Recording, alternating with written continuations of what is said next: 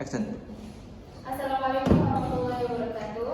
Kami dari kelompok 3. Di sini kami akan mempresentasikan materi psikologi pendidikan dengan tema metode psikologi pendidikan. Di sini dari kami dari kelas A3 yaitu psikologi Islam dengan jurusan dakwah, jurusan pengampu Benti Malia. Oke, langsung saja materi yang pertama yaitu akan disampaikan oleh rekan saya yang bernama Devri. Kepadanya waktu dan tempat dipersilakan. Langsung saja, saya sini akan membacakan metode yang pertama yaitu metode eksperimental. Metode eksperimental atau eksperimen merupakan sebuah pengamatan yang nantinya akan dilakukan dengan teliti, terutama terhadap gejala-gejala jiwa yang memang ditimbulkan secara sengaja. Selain itu, untuk contoh tentang metode eksperimental ini yaitu untuk mendapatkan dan mengetahui sifat-sifat umum yang berasal dari gejala kejiwaan. Hal ini bisa meliputi kemauan, pikiran, ingatan, perasaan, hingga lainnya.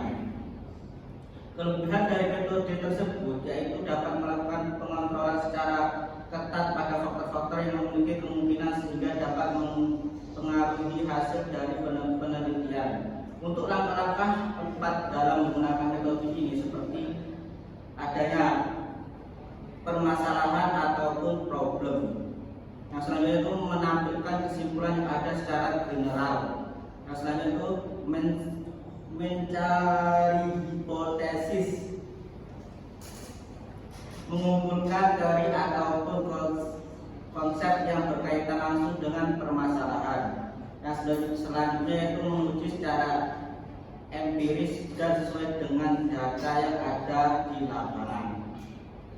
Metode selanjutnya yaitu metode kuestionaire. Pada metode kuestionaire merupakan serangkaian dari pertanyaan-pertanyaan yang mana berkaitan langsung dengan topik yang ada dalam ilmu psikologi pendidikan dan sosial. Metode yang ketiga yaitu metode klinis. Metode yang satu ini merupakan sebuah tempat, proses, dan juga pengobatan untuk berbagai macam jenis kelakuan, gangguan fisik hingga perkembangan. Oleh karena itu dapat disimpulkan bahwa metode klinis ini merupakan sebuah metode yang nantinya dapat digunakan dalam ilmu psikologi agar dapat menyelidik secara detail tentang sejumlah individu. Metode selanjutnya yaitu yang nomor 4 yaitu metode introspeksi. Pada metode introspeksi ini merupakan metode penelitian yang mana akan dilakukan dengan cara mengamati ke dalam diri sendiri. Tak hanya itu saja, dalam metode nantinya juga bisa melihat kondisi mental seseorang dalam waktu tertentu yang meliputi perasaan, motif-motif yang ada dalam diri seseorang hingga pikirannya. Oke, selanjutnya kami dilanjutkan oleh rekan saya yang bernama Nomor 5 yaitu metode case study. Dalam metode case study ini merupakan catatan mengenai pengalaman seseorang, baik itu penyakit yang pernah ia derita, lingkungan pendidikan hingga perawatan. Untuk itu metode ini dapat berhasil, maka membutuhkan observasi serta pencatatan data-data yang mana dapat dilakukan dengan sebaik-baik dengan cara mencatat data tingkah lakunya. Nomor 6 yaitu observasi. Suatu cara yaitu dengan mengamati tingkah laku dan memperhatikannya dari sisi. Kemudian mencatatnya adanya perilaku yang menyimpang atau berbeda. Metode observasi ini dibagi menjadi dua yaitu metode observasi natural atau alami dan metode observasi terkontrol. Observasi alamiah dilakukan dengan cara alami yaitu pencatatan dan perhatian difokuskan pada tingkah laku yang biasa ada tanpa dipengaruhi oleh faktor tambahan atau mengubah suasana yang direncanakan.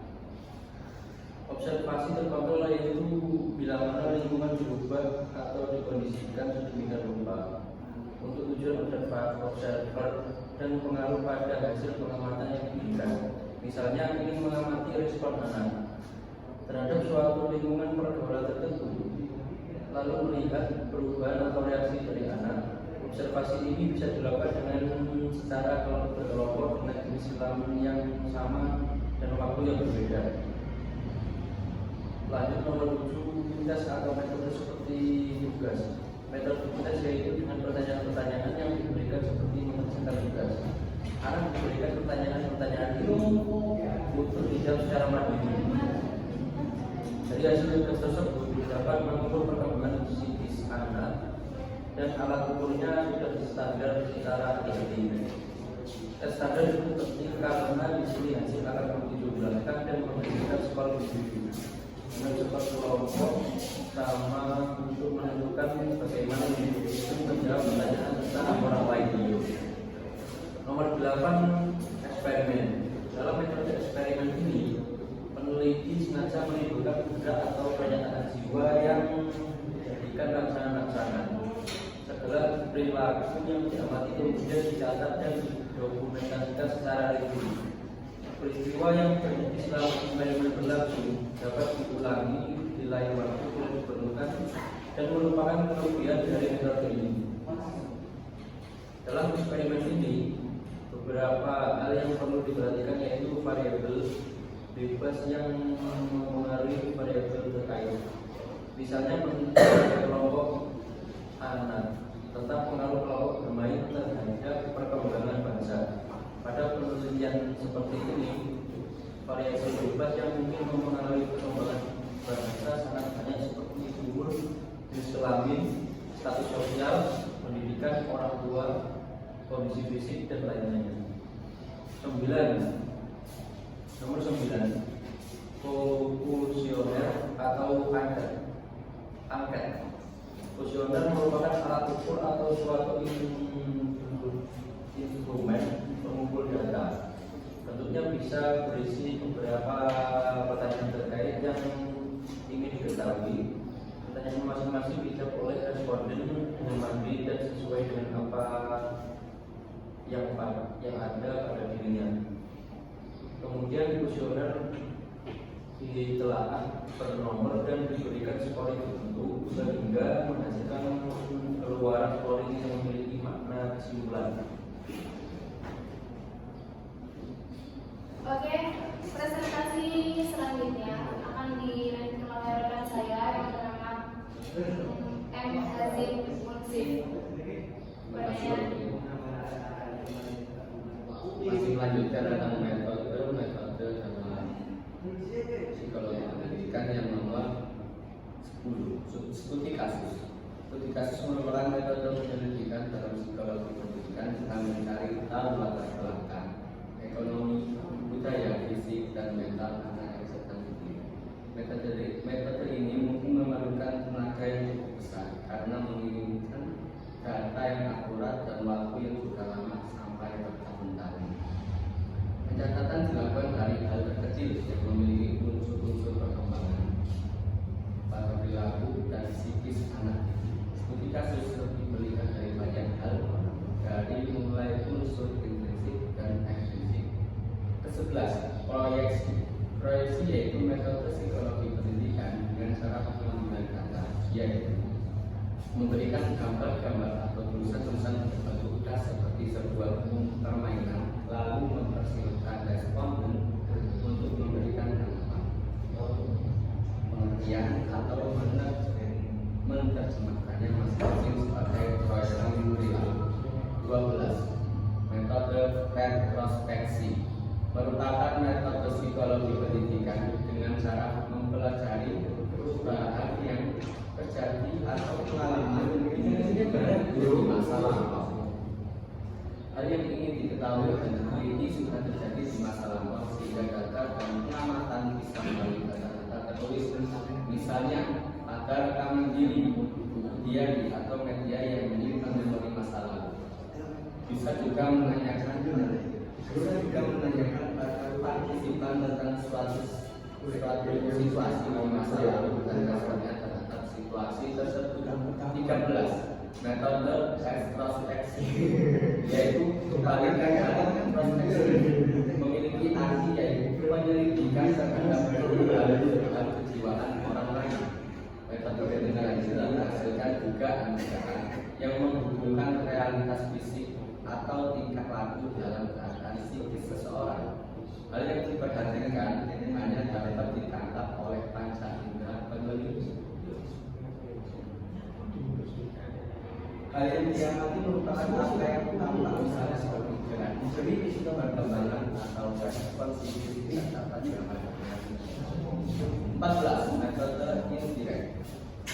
Penyelidikan dilakukan secara tidak langsung kepada tanpa perantara atau pihak lain. Hal yang diamati yaitu perkembangan anak mulai dari tingkah laku serta kejiwaan. Sumber atau perantara yang dimaksudkan bisa film, rekaman, orang tua, guru, biografi, lingkungan, dan lainnya. Pengamatan dilakukan oleh pihak lain dan dilaporkan kepada peneliti. Atau bisa juga pemberian manipulasi situasi atau pikiran diberikan melalui video, buku, gambar, atau alat lainnya. Oke, metode yang terakhir akan disampaikan oleh rekan saya yaitu Pak Alma pada waktu dan persilakan. Terima kasih. Selanjutnya melanjutkan keterangan nomor berapa? Ada 4 metode. Yang ke-15 yaitu pendekatan longitudinal. Yang mana metode ini digunakan untuk menyelidiki perilaku anak dalam jangka waktu yang lama. Beberapa aspek perilaku dan tingkah laku diamati pada 1 atau 2 orang dalam beberapa lama. Aspek yang diamati juga merupakan aspek-aspek perkembangan secara menyeluruh. Jadi yang nomor 15 ini memerlukan waktu yang sangat lama untuk menyelidiki, bahkan bisa mulai dari proses kehamilan bayi sampai ketika kasus itu terjadi. Untuk yang metode ke-16 menggunakan metode pendekatan transversal, yakni untuk menyelidiki orang dari kelompok umur yang berbeda. Pendekatan ini didasarkan menjadi sasaran pada sejumlah besar anak-anak dan dilakukan dengan kurun waktu yang tidak lama, bisa 1 atau 3 bulan saja. Partisipan dengan umur yang sama akan dikelompokkan untuk diamati secara serempak tingkah laku dan respon psikisnya dalam suatu situasi yang sama. Pengamatan secara serentak inilah yang menjadi waktu yang disingkat.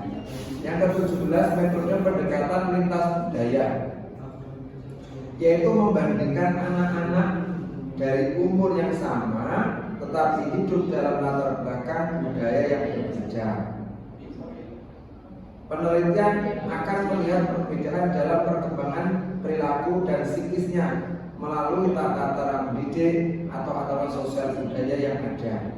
Jadi setiap anak itu nanti akan beda sesuai dengan adat dan budaya masing-masing.